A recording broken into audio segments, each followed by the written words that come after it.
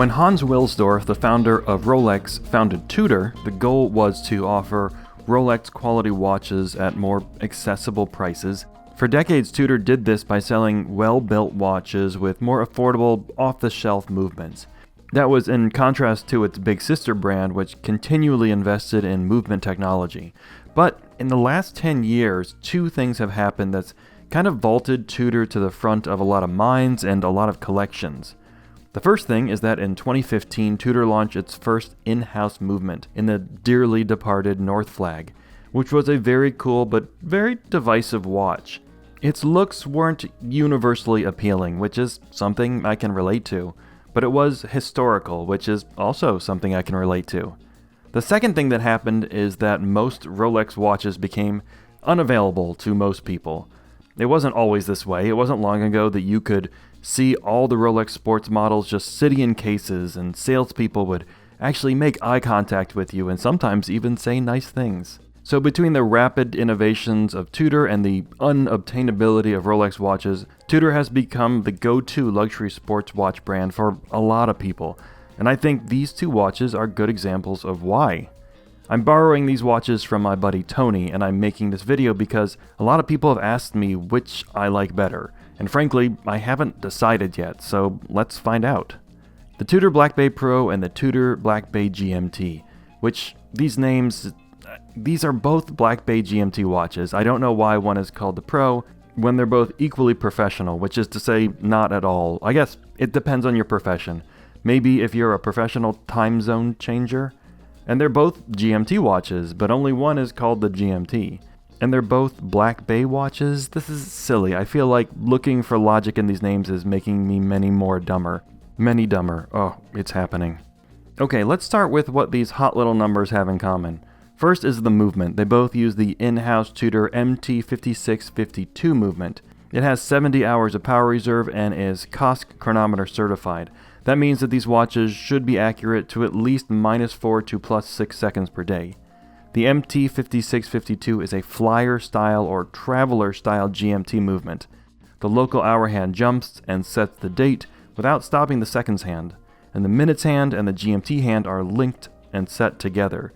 This is useful for when you're changing time zones or taking photos of watches for fake internet points and you want to get the hour hand out of the way of the logo on the dial so everyone can see how special you are for having an expensive watch.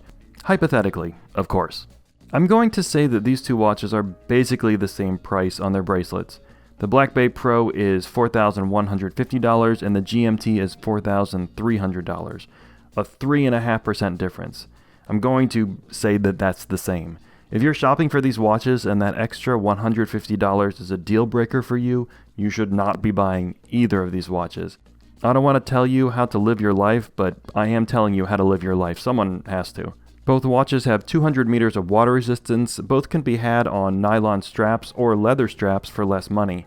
And the bracelets of both watches use these fake rivet things, which are silly and useless, but so are mechanical watches, and I will not be taking notes, thank you. Alright, so what's different about these watches?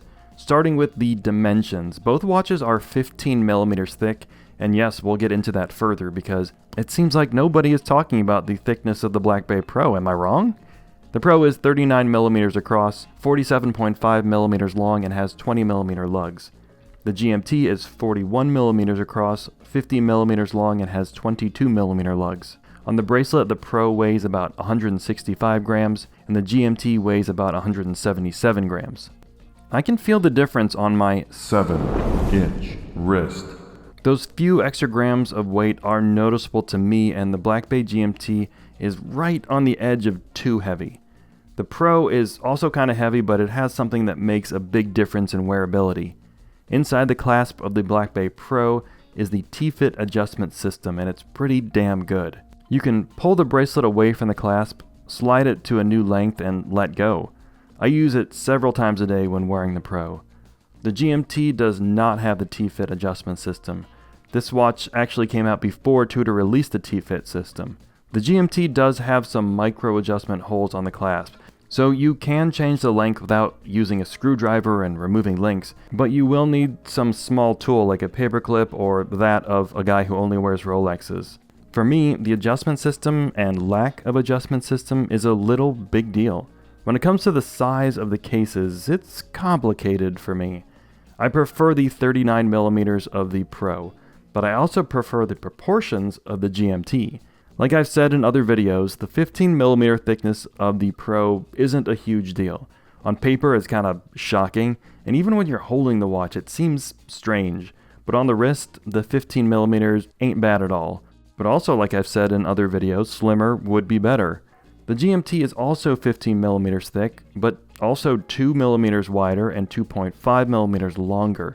And you might think, well, then it's just too big, to which I'd first reply, I'm reading your mind right now. And then I'd reply, it's all about the proportions, baby. I think the dimensions of the Black Bay GMT look better. Will it wear better on your wrist? Maybe. If you have close to a 7-inch wrist or larger, yeah, it might. If you have a smaller wrist, you gotta go try one on and see for yourself.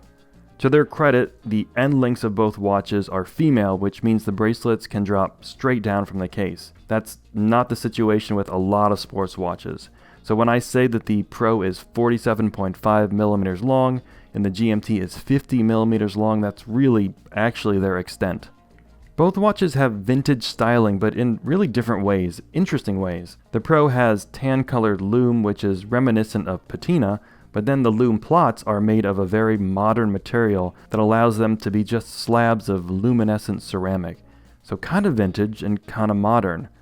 The GMT does the inverse. White metal lume surrounds and a rotating Pepsi bezel, but all the whites are stark white. There's no photina at all. Both watches have their own old-school callbacks without being too heavy-handed about it.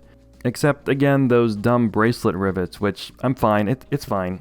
It doesn't matter.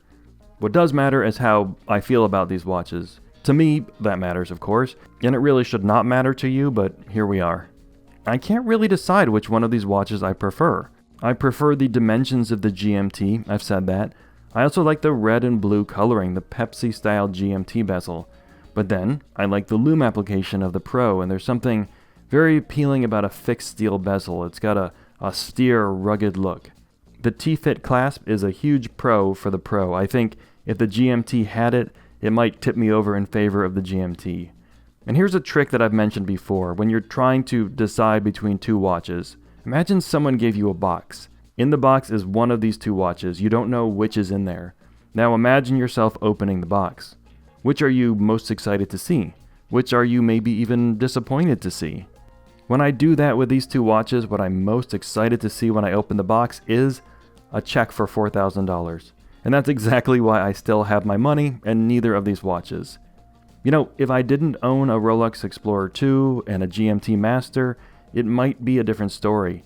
If I didn't have either of those, in all honesty, I might buy both of the Black Bay Pro and the Black Bay GMT.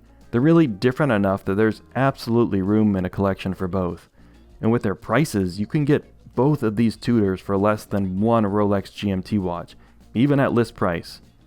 Rolex quality at more accessible prices. You see, Hans Wilsdorf's legacy lives on. It wasn't enough for him to take rich people's money, he also wanted to take the money of the moderately comfortable. And damn it, it's working.